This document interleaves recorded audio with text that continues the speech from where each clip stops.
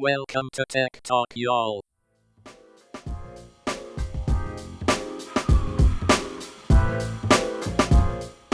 Hi, and welcome to Tech Talk, y'all. Season 11, episode 287. I'm Adam Walker. And I'm Sanjay Parekh.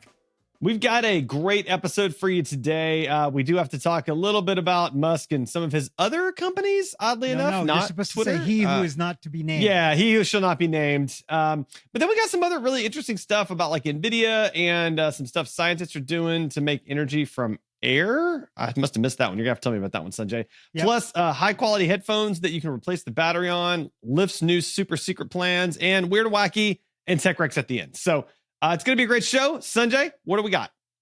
So first up, we're talking about first two stories about he who shall not be named, but apparently is going to get named.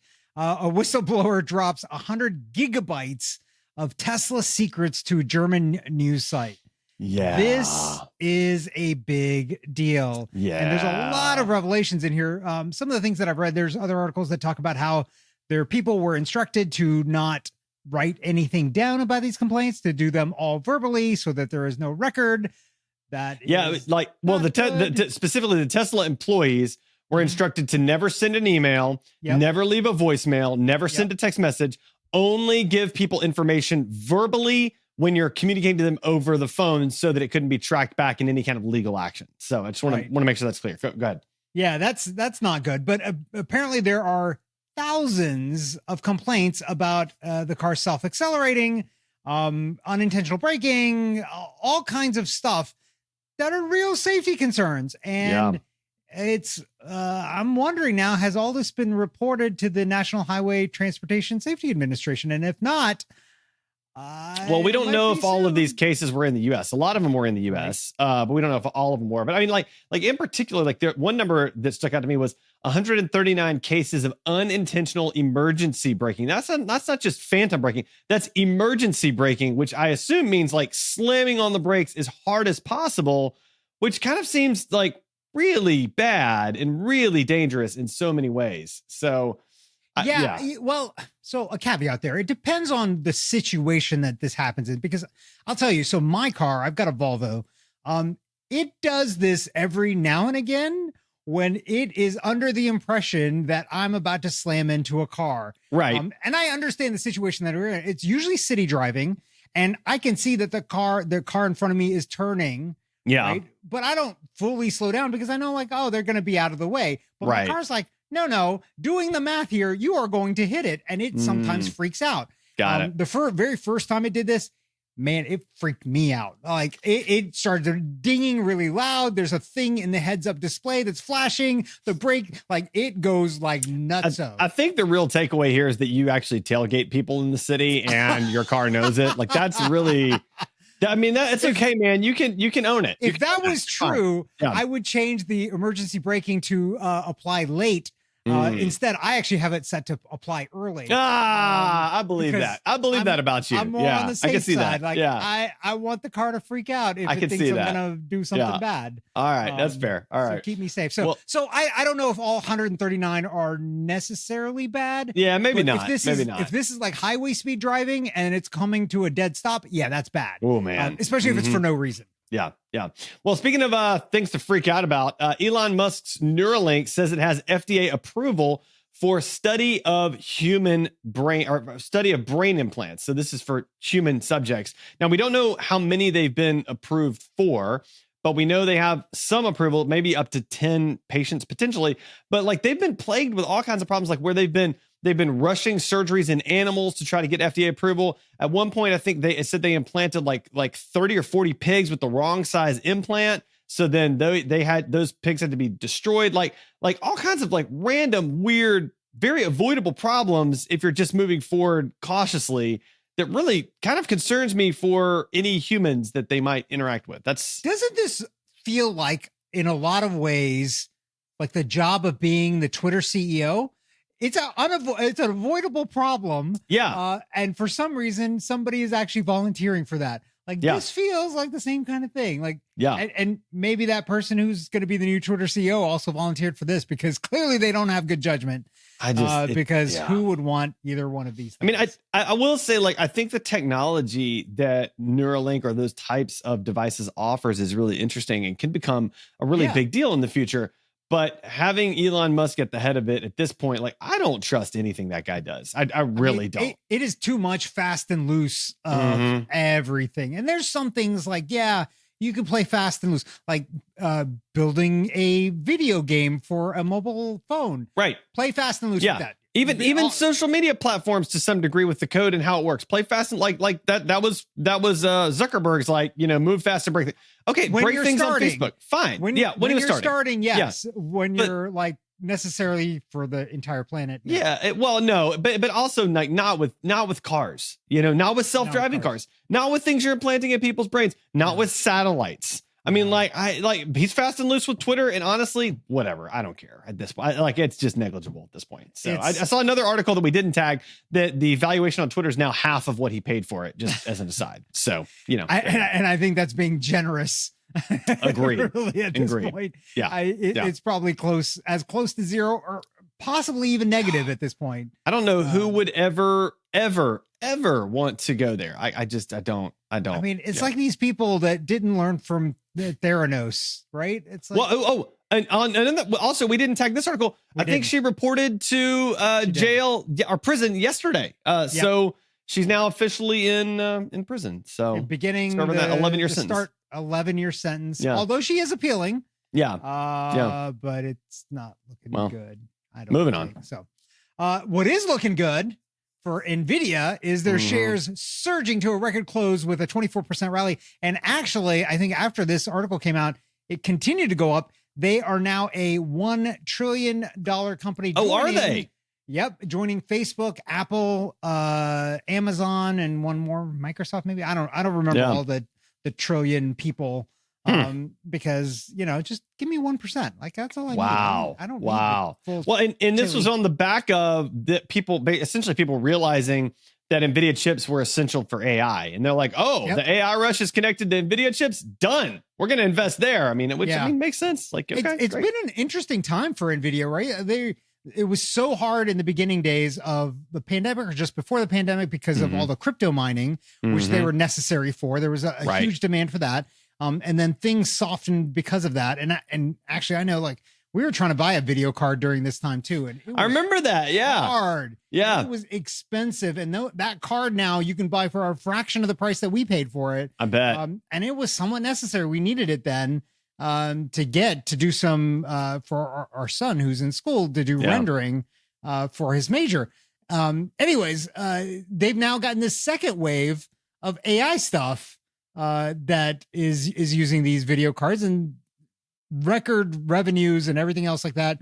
And I think the idea here is that there is probably no end in sight to this, right? For the crypto mining stuff, there was an end in sight to it because everybody realized, like, okay, this is eating up a lot of energy. Yeah, at some point very that goes expensive. away. Right. This doesn't make sense. And so some new algorithms came out to be more energy conscious and less intensive that way, but still accomplish the same things. But with AI, it's not like you can be like, how can we make this more energy friendly? Right. No, you just got to compute the stuff. Like, just takes time. The algorithms will get better over time. Right. But there's still going to be algorithms that need a lot of computational stuff. So there you have it. Well, speaking of the energy that we need to create for these things, scientists find a way to make energy from air using nearly any material. And this is an article that you added at the last minute, which I have not read. So I'm going to back off and let you tell me about this one. So this is an incredible article, especially if you're in Atlanta. Okay. Because the material, they can use any material. They make these like nanopores or something like that. And it's taking the energy out of the humidity in the air. Oh, man. That's perfect for Atlanta. I do, man. There's a lot of humidity up in here. There's a lot of humidity. Woo. This could, like, I almost don't even care about the energy that this creates. Like, just take the humidity out of the air. Yeah, please. It would make Atlanta so much more livable. Come on, man. So, this is pretty fascinating. They can do this with almost any material, they say. And it just uses the humidity in the air. And even in dry climates, there is still water vapor in the air that this could take energy from. And so this doesn't depend on air movement, doesn't depend on the sun. And so this could actually be a more consistent way of creating energy. And there is always water vapor in the air. And I think, like in some places like Atlanta, like take all the humidity. You can have it all. Make it into energy. And then there you go. We don't need nuclear power plants, which, by the way, Georgia Power just activated, I think, this last weekend. Okay. The first one of the big thing that they've been building for a long time. Good to know. Next up, these high quality headphones can last years longer than Sony and Bose alternatives. So this is actually a story about one of my favorite companies that I cannot buy from, which is Fairphone, which is a European-based company. We've talked about them before. So they make a phone, a mobile phone that you can replace parts with yourself. So DIY, fix it, replace it, all that. They have now created and released high-quality headphones, which have noise canceling too. And it has it has 11 parts that you can take apart and replace yourself with no tools, without any tools. No tools. It's kind of crazy. Pretty awesome. I am so jonesing for this, and you can't buy them here in the US. And they're kind of expensive too. Like I think it was $266 US to buy them, which is, I mean, that's not a little. And then, the other part of us thinking about too is like, okay, so you can replace the battery, and if something like one of the headphone sides breaks or something, you can replace it. But like, how often do your headphone batteries go bad, and how often do they, like, I've got headphones that last, like, man, they last a long time. So like, I'm not sure this really, like, I feel like the cell phone thing actually does solve a problem because, it's broken into components you can swap out for a better camera. Batteries go dead faster. You can swap out for a different battery. Like that actually makes sense. Headphones, I feel like, have a much longer lifespan than that. Yeah, I think the things that go bad, at least for me, are the cups that go against your head. Okay, So those, being able to replace those easily is a nice thing. The battery's probably the next up. I don't know. I guess it depends on how you use them. These are wireless. You can go probably a year and a half, 2 years. Every time you charge them, they shorten the lifespan. So over time, they get shorter and shorter. So it's nice to know that you can replace them. The other thing that these headphones have, they have a IP54 rating, which means that they're resistant to water and dust, even though you can take them all apart, which I think that's a pretty interesting feat of engineering that they did there. Yeah, that's pretty cool. Apparently the sound, according to this article, is pretty good. It's not going to rank as the best ever, but if you're buying these headphones, it's not just because of the sound. It's also because the sustainability of it all. I mean, the other thing to consider is like as far as headphones go, there comes a certain level of quality above which the average user will never, ever, ever notice or care about a difference. And so like when they start like, oh, it's the top 10 best audio headphones, like anybody in the top 10, honestly, anybody in the top 50, the average user is gonna be like, these are great, so like, so at some point you just go like, it's not, who cares? It doesn't matter. Like I'm not a hardcore audio dude. It doesn't matter. So, and I am a hardcore audio dude, and I still recognize that it doesn't matter that much. So I think they just have to be good, and it looks like these are good, and they'll last you a very long time. So all right, feel good about buying them. Well, speaking of good things, maybe, I don't know, YouTube removed dislike counts. So this guy made Rotten Tomatoes for YouTube videos. And in particular, like it also showed there's several other websites that like allow you to rate, give up to 5 stars or 4 stars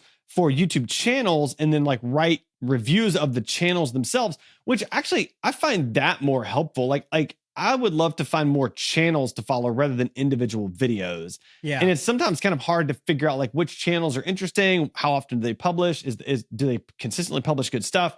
So I'm going to start looking through some of these because this looks really interesting to me. So the website is, so we don't bury the lead there, Favory. So this is a bonus tech rec for listeners. Favory. Favoree.io, Favory.io. And so, it's interesting. The thing that this kind of brings up is, you might have your platform and the things that you want to do, but if you take away things or don't add things that your user base wants, somebody might make it instead. And take away traffic. Take away traffic, but also, do things that you may not agree with. Though I will say, like, I do kind of like that YouTube took away the thumbs down. Like it feels like a negative metric that doesn't add a ton of value and can be used very abusively. So I don't disagree with that choice, but you're right. I mean, other things do pop up in the gap that provides. So I wonder how long it's going to be before Favorite gets acquired by YouTube. No, that would be a great goal. I mean, that's the dream, right? That's the dream of most entrepreneurs. Like, found it, get acquired by YouTube. So that's the way to go.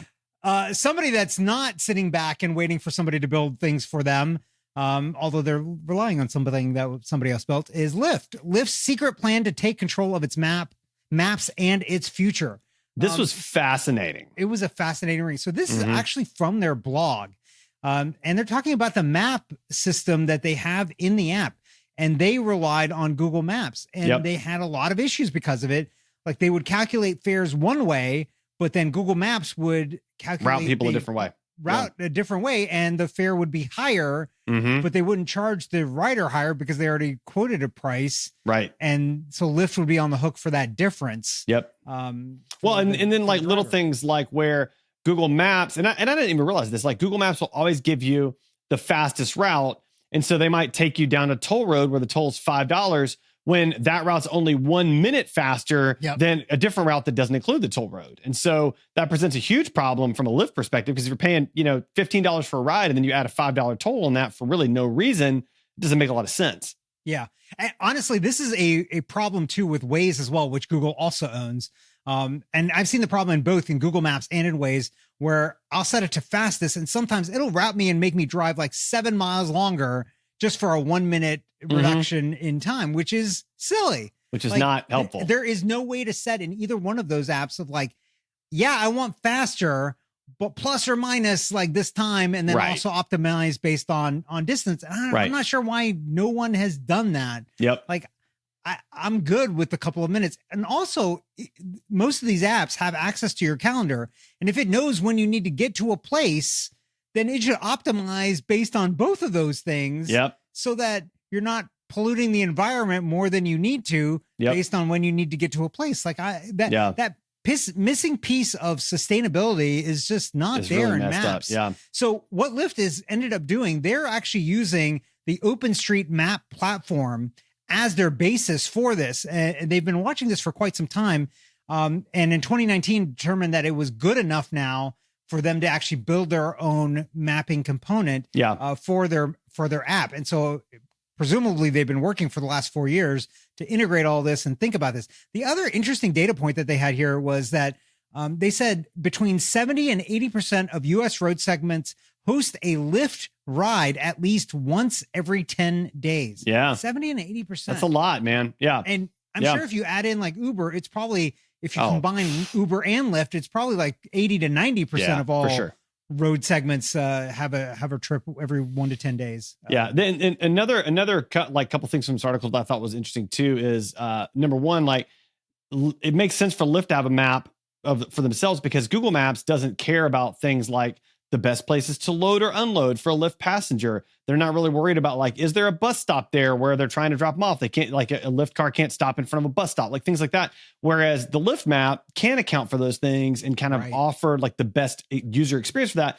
The other thing that was interesting is when they started rolling out this map, they gave all of their drivers the choice of, the new map or the old map. And I think it said 95% of the drivers chose the new map, which is pretty like that's a pretty amazing acceptance rate, So obviously it's fantastic for them. I mean, that tells you there was clearly a problem. Yeah. With the old map. Yeah, no doubt. Specifically for this use case. Not that there's a problem with Google Maps overall, although we've already identified a couple that we wish were fixed. But for this use case in particular, it makes sense. And, to your point, like I know in my suburban town here in Atlanta, they actually have a couple of spots that are designated Lyft and Uber pickup drop-off spots. Right. And those are not accounted for in Google Maps, but somebody like Lyft could then integrate those and say like, hey, I see you're here. Do you mind walking, 30 feet over to the pickup spot? And that'll make it easy for your driver to find you. Time for the Weird and Wacky segment. Abominable snowman. He's not an axe murderer. One of the TAs turned out to be a bot. All right, it's Weird and Wacky time. We got 2 articles for you today. The second one is a doozy, so stay tuned. But first, U.S. to give away free lighthouses as GPS makes them unnecessary. This is kind of sad. Like, I mean, it makes sense that boats would navigate by GPS, and therefore, you don't need lighthouses to navigate away from, rocks or the shore or whatever. But like, I like lighthouses. I don't want them to be unnecessary, but they are. Well, yeah. Until all the satellites fall out of the sky, and then we'll need the lighthouses again. Yeah. It'll be hot. Well, clearly. Yeah. That's the case. Yeah. But I mean, this is cool. It's great. Yeah. What this made me think of, this is like the Italian villages that are selling houses for $2. It used to be $1, by the way. It's moved up to $2 now, doubled in price.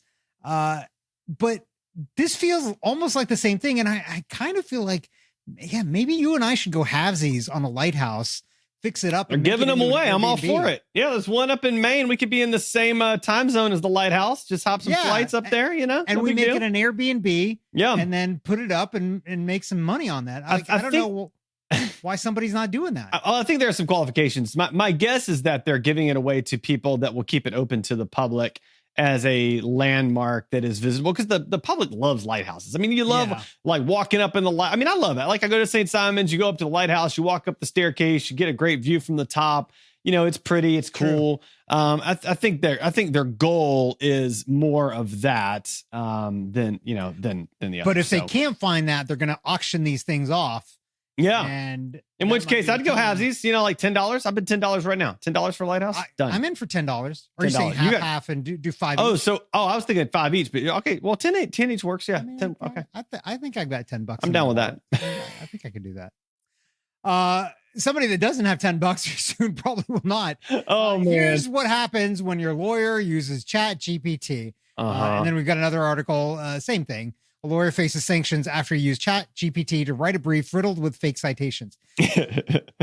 People don't realize that ChatGPT just makes up stuff, apparently. So this lawyer was representing a man who sued the airline and used ChatGPT to create a brief, and ChatGPT made up a bunch of cases and citations that don't exist. Case numbers. Mm-hmm. Case numbers. My favorite is that after ChatGPT spit out some of the cases, the user said to ChatGPT, "Is this a real case?" And ChatGPT said, "Yes, it is a real case." Like, come on. Like that's kind of like going to like a first year law student intern and being like, "All right, I need you to write this brief with all the citations, and I'm not going to double check anything you do, even though you've had no real training." Yeah. Go. And then they bring it to you and they're like, "Oh, this looks too good to be true. Like, this is amazing. Wow, you found all these cases? Are all of these cases real?" Here's a tip, man. If it looks too good to be true, it probably is. Are all these cases real? The intern nods and says yes, while they're, doing like whatever the maniacal hand thing is that villains do. And then you get in trouble. Like, come on, man. Like, all it would take is to spot check a couple. Just one or two. Just check a couple. And be like, this one doesn't exist.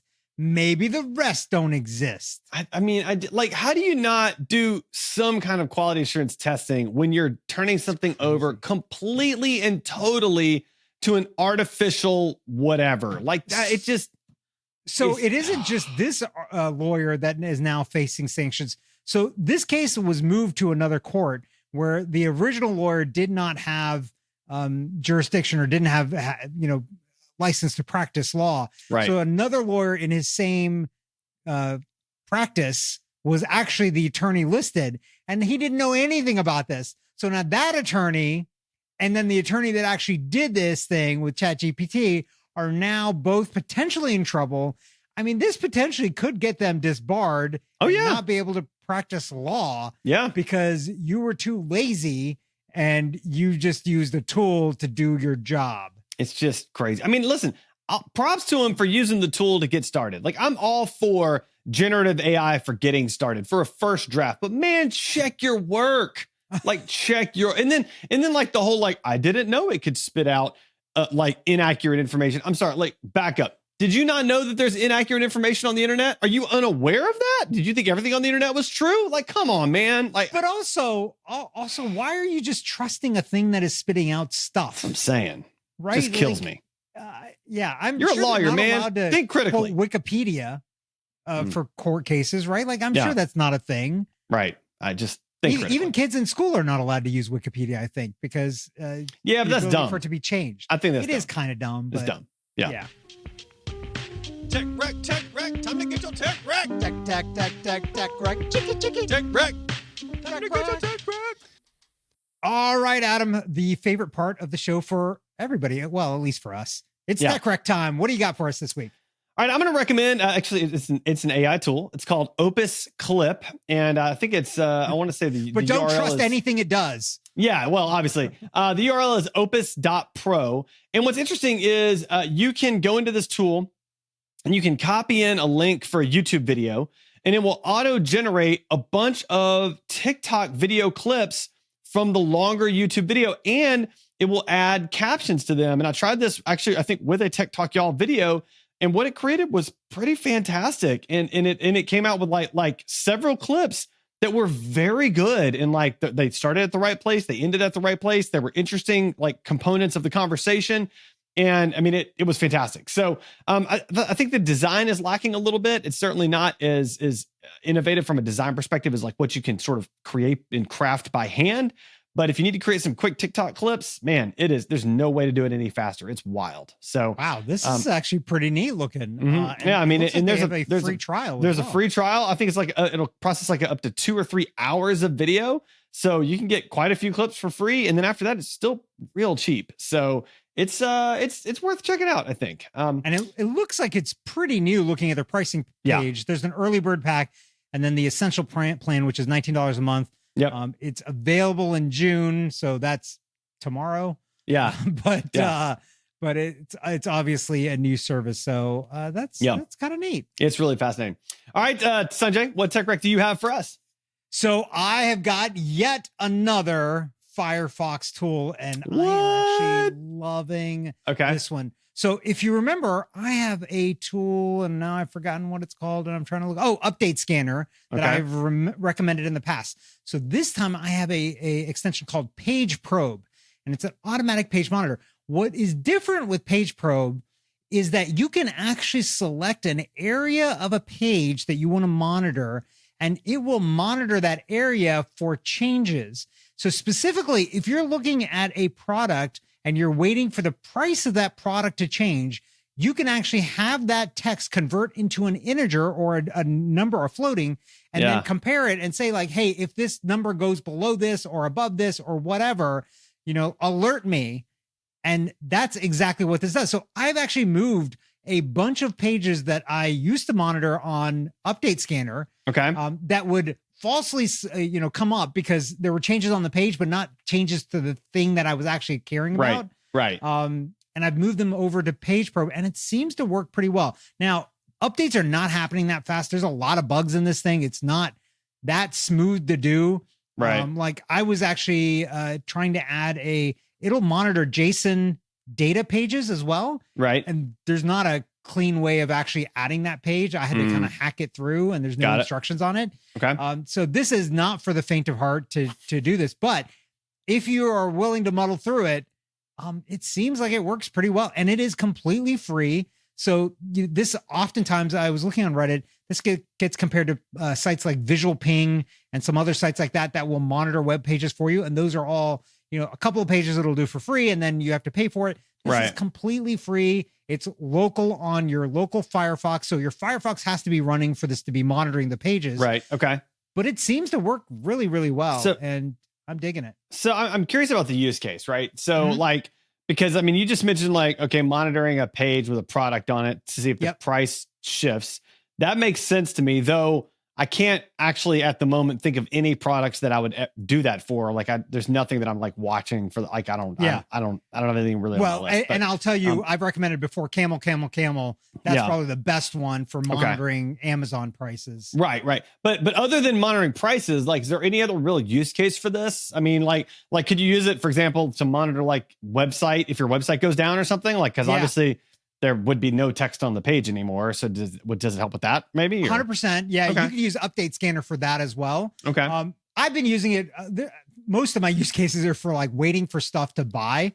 So like there's a couple of products that are out of stock and I can't find them anywhere. And I'm having it monitored to say like, available. Like so those perfect athletic socks you've been jonesing for, like those are out of stock. You just can't get them. Got it. So hard to find. Yeah, and, they're tough. It's got the tight top that it doesn't fall down with.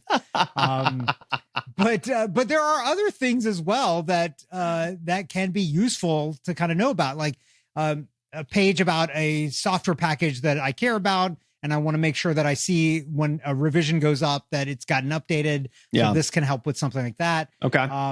Sometimes it'll be for like mundane things. I haven't used it for, so like I keep track of how many, this is kind of nerdy and self-grandizing a little bit, but how many citations there are to the patents that I've been issued. How many new patents have been issued that cite the patent that I have, just to know, because that kind of shows value of the patent when they're cited by more and more patents. There is no way with the U.S. Patent and Trademark Office to get a notification on something like that. So you just have to monitor the page. And in the past, I've used Update Scanner. But the problem is if the formatting on the page changes, it pops up an alert. Well, I don't actually care about that. I just care about this one number. This one number, on the page, makes sense. Right. So there are weird kind of use cases like that, if you care about a very small portion of a page that this is useful for, and you can set it for scanning it every second to, days on, like every 7 or 8 days. And then there's a variability in there. Like you can have it vary so that it doesn't look so bottish, and it'll randomize the time that it's checking over time. So it's a reasonably well done piece of software. I just wish they would squash some of these bugs and work on it, but it's hard to complain because it's free. So that's fair. Give it a try. PageProbe. All right, Sanjay, it's that time of the show. How can our listeners find and connect with you? They can find me on LinkedIn. Go search for Sanjay Parekh. I'm the one in Atlanta with the smiling face that looks like this. Or sanjayparekh.com, and I'm pretty sure there's a link to my LinkedIn from there. Yeah. What about you, Adam? AdamJWalker.com. It's the best. Just go there. You don't even need to go to any other website on any other web. Like that's the only webpage you actually ever need to go to. You don't like news. You don't need none of that. You don't need weather. Just AdamJWalker.com. When I open a new tab, my homepage is your website. As it should be. I mean, clearly. That gets me everywhere in the world that I want to be.